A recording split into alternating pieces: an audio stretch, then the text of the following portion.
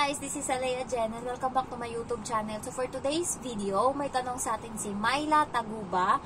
16 daw yung flight niya papunta dito sa Hong Kong. And ang tinatanong niya ngayon is kung sasahod ba siya sa katapusan or sa 16 siya sasahod. So hindi tayo makakasagot niyan kasi hindi naman tayo yung employer niya. Pero mostly sa mga employer dito, pagka ganun is ang ginagawa nila, 16 ka dumating. So pagdating ng katapusan, isasahuran ka nila sa 14 days or ilang days ka ba niyan? 14 ata.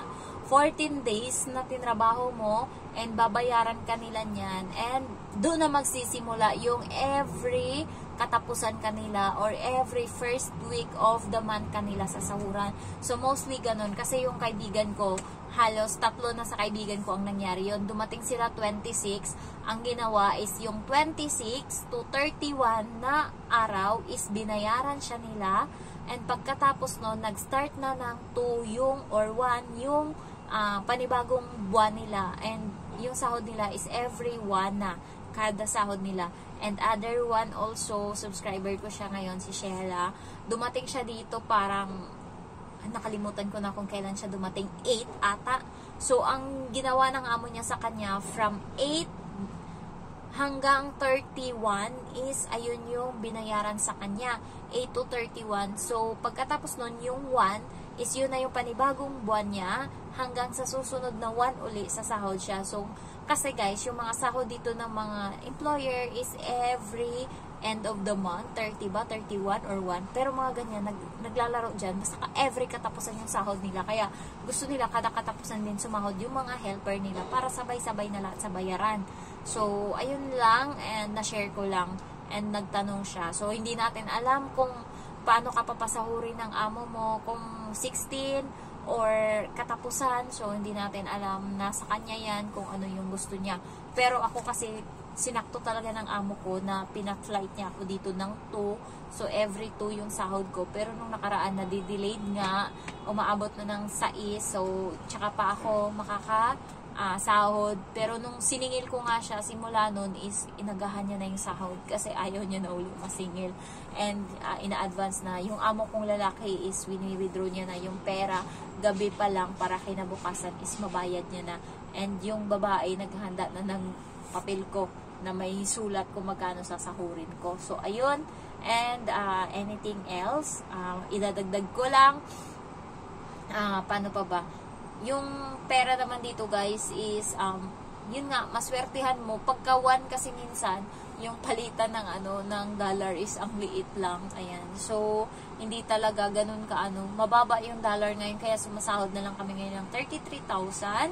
And kuhanan ko pa ng expenses ko. Bumibili pa ako gatas, prutas, cup noodles, efficasen, tapos cheese curl. Guys, paborito ko tong chick boy na to. Oh my God. Ito. Kaso ang mahal niya, 7 siya dito. So sa pera natin is, magkano ba yun?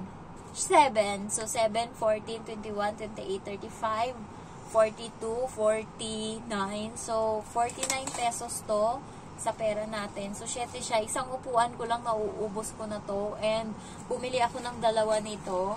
Ayan. So bumili ako 2. And then Muncher. Ayan. Paborito ko din kasi Muncher. And then this one. Ayan. So bumili ako ng Omega kasi ubos na. Ayan. Guys, mas maganda kung meron kayong nilalagay na efficacent or ointment sa katawan nyo every night. Kasi nakikita ko yung kaibigan ko nga, marami na siyang ugat sa katawan, hindi ata siya naglalagay. So, iba pa din pala pag naglalagay. Kasi ako hindi ganun kadami yung ugat ko kahit papano naman. Mararamdaman ko lang na magkakaugat ako kasi nangangalay yung dito sa may likod ng tuhod ko. Ibig sabihin yung ugat doon is nagpa-party-party na.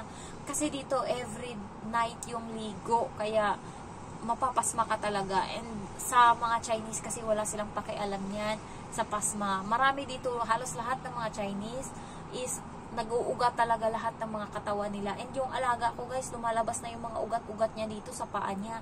So ganun sila kalinis. Hindi katulad sa atin na bawal talaga or binabawal talaga natin yan na pagkatas ng lahat-lahat ng gawain hindi magligo. Kailangan muna natin magpahinga. So ako kasi pagkagaling ko sa trabaho nung nasa Pinas ako, is pahinga talaga ako. So, pahinga muna ako bago mag-half bath. Minsan nga, hihilamos lang ako, magtututbrush and maghuhugas lang ako. So, hindi talaga ako nag-half bath sa gabi kasi nga iniiwasan kong magkavari ko. So, sa Pinas alaga yung katawan ko, pero dito hindi natin malagaan kasi nga kailangan muna nating trabahuin lahat bago tayo makaligo. Ayun kasi yung policy nila dito and yun din yung ginagawa nila. So, tips ko lang kasi winter na, magdala kayo ng arinola. So, mahuli kayo ng amo nyo, may arinola kayo. So, ang ginagawa ko guys ngayon, meron na akong lata dyan sa taas. Lata yan ng gatas ng amo ko. So, hindi na ginagamit. Dinala ko na dito, ginawa ko yung basurahan nung una. Pero isang beses, ayoko na lumabas, sobrang ihi na ako. Nandyan sila sa labas. Ang ginawa ko, iniihian ko na siya guys. So, simula nun, oh my God! Iniihian ko na yung, yung lata na yun ngayon. So, every umaga naman, pagkagising ko, bit-bit ko na yan siya, tinatapon ko na siya CR yung ihi. Kasi, kailangan yung dumiskarte dito. And, mostly, lalo pagka winter na, panay na daw ihi. Kaya, swerte yung mga katulong na merong toilet sa loob ng kwarto nila. Kasi ako, akyat pa ako, nagkakapasa ako minsan dahil lang sa bababa ako and antok ka na ba and then gusto mong umihi kasi hindi ka makakatulog hanggat hindi ka makakaihi and then bababa ka ngayon para umihi. So, masasagi ka dyan sa mga kanto-kanto ng mga hagdan-hagdan na yan. So, nagkakapasa ako. Kaya, kailangan ko talagang magdala ng ihian kaysa sa, grabe, tiisin ko yan nung nakaraan pero hindi na talaga kaya. So, ayun lang guys, na-stress ako sa sarili ko kasi kanina hindi ako nag-alarm kasi gusto ko nga matulog ng mahimbing pero nagising pa rin ako ng alas 7 kaya ngayon antok na antok ako. Isa din sa nagpapapayat dito sa atin is yung tulog kasi kulang. Masaya ka na pag may 6 hours ka na tulog, yung iba 5 hours lang. Ako nga, nangyari sa akin 4 hours lang yung tulog ko. So, babawiin ko na lang to pag uwi ng Pinas. Ayan. Ayan. So, ano pa ba yung maisi-share ko? I-share ko lang yung amo kong lalaki. Nakita niya ngayong nakahubad yung yung kapatid ng amo kong babae. So, takbo siya kaagad. Natawa na lang ako sa kanya. Kasi yung kapatid nun, mahilig maghubad-hubad. Parang lang ba, walang mali siya sa kanya. Kasi ako nakita ko rin siya nakahubad. So, ngayon naghubad siya doon sa gilid and tinapon niya yung damit niya. So, pagtapon niya ngayon, yung alaga ko naman is masakit yung tiyan and yung ointment na panglagay sa tiyan is nandun sa mesa kaharap nung kapatid na nakahubad nandun. So, pagpunta doon ng amo ko, kukuha siya ng ng balm. Tapos, pagtangan ganyan gano'n, nakapanty lang, tsaka nakabra yung yung babae. Takbo siya kaagad, iniwanan niya yung balm, takbo siya doon, sumbong sa matanda, tsaka sa amo kong babae. Sabi niya, ayokong kumuha doon, nakahubad si ganito, ganyan. Tapos, napatawa na lang yung amo kong babae. And then, yung matanda is tumawa, and siya na yung kumuha ng ng ointment na panglagay sa tiyan ng bata. So, ayun lang, na-share ko lang yung parang bata yung amo kong lalaki pagtakbo niya. Parang talaga siyang bata, tumakbo talaga siya.